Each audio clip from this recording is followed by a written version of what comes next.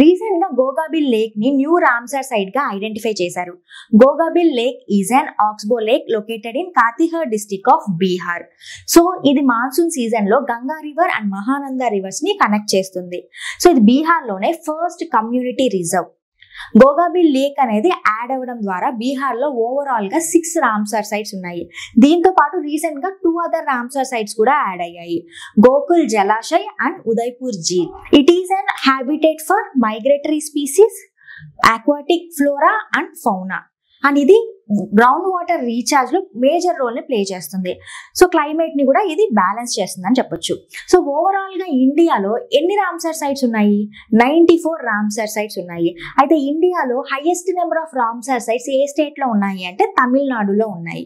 So global లెవెల్లో చూసుకున్నట్లయితే India అనేది 3rd పొజిషన్ లో ఉంది. ఫస్ట్ 2 పొజిషన్స్ లో యూకే అండ్ మెక్సికో ఉన్నాయి. అండ్ ఏషియాలో చూసుకున్నట్లయితే ఫస్ట్ పొజిషన్ లో ఇండియా ఉంది.